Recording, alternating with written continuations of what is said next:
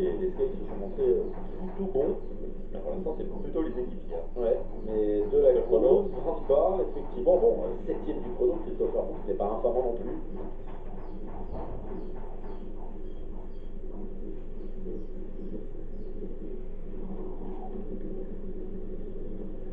N'hésitez pas, vos observations sur le hashtag RP. Je vous rappelle que tout à l'heure, vous retrouverez le Tour d'Algarve. Luis León Sanchez sur la ligne d'arrivée. Il est battu, mais on va noter le temps de Luis León Sanchez qui ce matin était 5ème à 20 secondes de Tim Wellens. Il termine à 24 secondes et prend la 7ème place à Christopher Froome. Il faut s'attendre peut-être à un meilleur temps, hein, comme du coureur de l'équipe Astana, parce qu'il prend 24 secondes sur un coureur comme David Delacruz. Ça veut dire que Delacruz a fait un numéro. Après, tous ceux qui se battent pour le général se sont battus tous les jours. Hein. Il y a peut-être également une notion de fatigue qui intervient. Donc on va attendre dans les temps de Mikel Landa, de Wout Poels. Wout Poels qui vient de sortir de la portion de gravier. On devrait avoir le chrono dans quelques secondes pour Wout Poels. On rappelle que Luis León Sanchez a 24 secondes de débours sur la ligne d'arrivée par rapport à David Delacruz. Ce sera notre maître établi, David Delacruz. On attend Jakob Fuglsang maintenant sur la ligne d'arrivée. C'est étonnant qu'il ne soit pas passé. Non, il y a Marc Soler, oui. C'est vrai qu'on avait intercalé. Il y a Marc Soler. Et Marc Soler, je ne suis pas sûr qu'il ait. J'espère qu'il aura les faveurs des caméras. Et oui, on rappelle qu'on a intercalé Marc Soler parce qu'on ne voulait pas laisser partir les deux coureurs Astana l'un derrière l'autre sur ce chrono. Il n'y a qu'une minute entre les départs. Voilà, il y a la bagarre pour la victoire d'étape, la bagarre pour le classement général. Mikel Landa. 5 coureurs en moins de 20 secondes.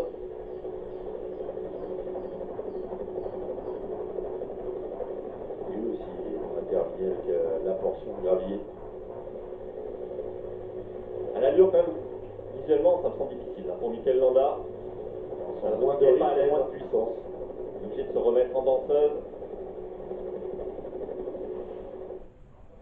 Alors que Marc Soler en termine, il va faire un très bon temps. Marc Soler, regardez, il va terminer à 9 secondes seulement de son compatriote David Delacruz.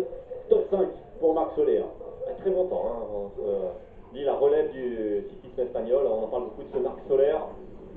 Bon grimpeur, et on voit qu'en contre la montre, il se défend bien. Il a réalisé un très bon chrono. Hein. Ouais, il va récupérer 15 secondes par rapport à Luis León Sanchez. Ça veut dire qu'il va passer 5ème Marc Soler au classement général.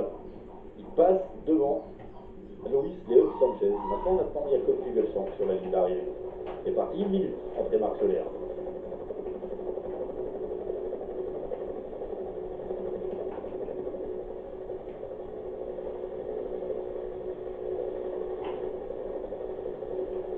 Il va falloir faire les comptes hein, sur la ligne, sauf si Tim Wellens gagne le contre-la-montre, au moins c'est réglé. On va y aller doucement, on devrait y arriver. Camille Gradet qui a été longtemps en tête, qui est 11ème maintenant pour entrer dans le top 10, il faut rouler. Moins de 35 secondes, moins vite que le toujours leader sur la ligne David Delacruz. C'est Marc Soler hein, qui est on va dire, le leader provisoire en attendant. Jakob Fuglsang, Wout Poels, Mikel Landa et Tim Wellens franchissent la ligne. J'ai pas de souvenir d'avoir vu David Delacruz remporter un chrono. On se souvient de ses victoires d'étape sur la Vuelta, de sa victoire d'étape l'année dernière sur Paris-Nice. Changement d'équipe, hein. On sait que dans l'équipe Sky on travaille bien le contre-la-montre. Hein. Il y a des équipes comme ça, Sky, BMC. Il y avait une répétition générale, on en a parlé tout à l'heure, alors que Jakob Fuglsang et Wout Poels dans le même temps que Luis León Sanchez. Ouais, donc pour l'instant, s'ils sont dans le même temps que Luis León Sanchez, ils sont battus hein, par Marc Soler. Est-ce que Marc Soler pourra aller chercher Jakob Fuglsang? C'est possible. Il n'y avait que 18 secondes d'écart entre les deux. Ça va pas jouer à grand chose. Hein. Ça va jouer à rien du tout. Tous les jours, ça joue à pas grand chose. Là, on va faire les comptes. Ça se joue à la poignée de secondes. J'ai souvenir d'un tour d'Andalousie entre Christopher Froome et Alberto Contador. C'était joué à la seconde. Et Jakob Fuglsang maintenant sur la ligne d'arrivée. Luis León Sanchez a concédé 24 secondes. Il va en concéder 30. Jakob Fuglsang, c'est-à-dire 21 secondes de perdu par rapport à Marc Soler. Derrière Marc Soler. Marc Soler passe 4ème. Et les deux coureurs Astana sont à égalité. Il y avait 6 secondes d'écart entre les deux avant ce chrono. Et Tim Wellens est en train de faire un très bon temps. Et Tim Wellens, lui, est en train de gagner ce Tour d'Andalousie. Tout simplement, à 4 secondes, il a mis les Pouls, les Fuglsang, les Sanchez, les Soler derrière.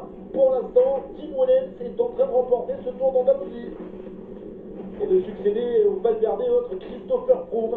C'est pour le moral, hein, je pense qu'on a dû lui avertir hein, que c'est lui qui faisait le meilleur temps des coureurs classés au classement général. Il va arriver dans cette partie descendante. Forcément avec ce maillot de leader sur les épaules, ça transcende. Même s'il a dit, hein, c'est un spécialiste du contre-la-montre. Quand on a la forme, il faut s'exprimer sur un tel parcours. Déception hein, pour l'équipe Astana, Fuglsang et Sanchez qui ne devraient pas remporter ni le chrono ni le Tour d'Andalousie. Ils perdent des places, ils étaient 4e et 5e, ils se retrouvent 5e et 6e ex aequo en termes de temps. Ils sont dans la même seconde, Fuglsang et Luis Leon Sanchez.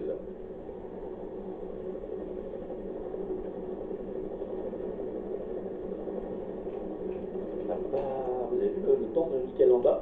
Alors je pense Il est trop loin. Il est trop loin.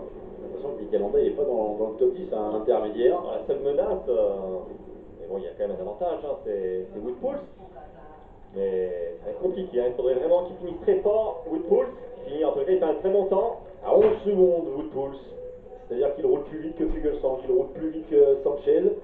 Et il roule 2 secondes moins vite que Marc Soler, mais quoi qu'il arrive, il va conserver sa 3e place et peut-être aller chercher la 2e place à Mikel Landa.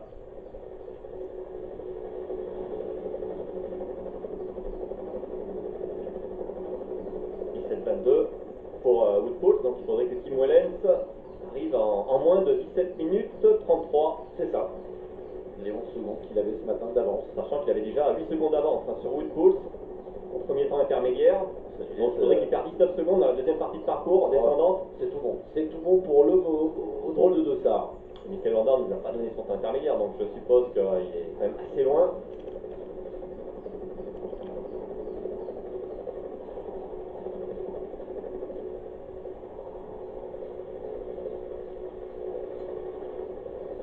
Avec cette partie, hein, il y a l'aspiration, on pédale même pas, c'est rapide. Moi, je crois qu'il est résigné, hein, Mikel Landa. Je sais pas si on le renseigne sur son temps, mais bon, il est en début de saison, il doit le faire à fond, hein, quoi qu'il arrive. Ça des fois, on ne sait jamais la vérité avec les directeurs sportifs, on ne faut pas démotiver son coureur, si C'est on ça. donne la vérité ou pas. C'est ça. Des fois, on encourage, quand on dit rien, des fois, c'est pas bon signe. Ouais, des fois, on vous ment. Vous êtes 10, 12 secondes derrière et on vous dit que c'est bien. C'est au contact pour pas lâcher l'engagement, bien sûr. Mais Tim Wellens, je pense que là, on a dû lui dire la vérité. On a dû lui dire qu'il est en train de garder ce maillot et même de prendre de l'avance sur ses adversaires.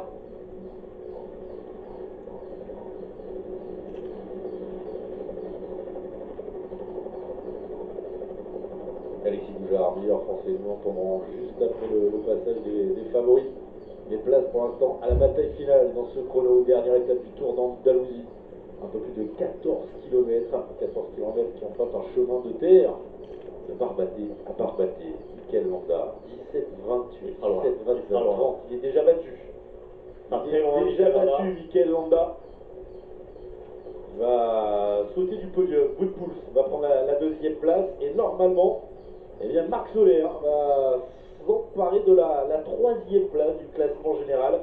Marc Soler, ce matin, il n'avait que 21 secondes de retard par rapport à Wout Poels. On rappelle qu'il est à 9 secondes du meilleur temps de David Delacruz. Le voici, Mikel Landa, sur la ligne d'arrivée. Il va concéder 49 secondes. C'est fait. Marc Soler prend la 3e place pour l'instant, virtuellement. On a Wout Poels 2, Marc Soler 3 et Tim Wellens, normalement, devrait conclure et remporter ce Tour d'Andalousie. La victoire d'étape, elle sera pour David Delacruz, sa première victoire sur un chrono. Ça dépend comment on va finir Tim Wellens. Il est à 4 secondes au temps intermédiaire. Voilà, il reste encore Il y a encore la menace pour la victoire d'étape pour David Delacruz, par cet homme.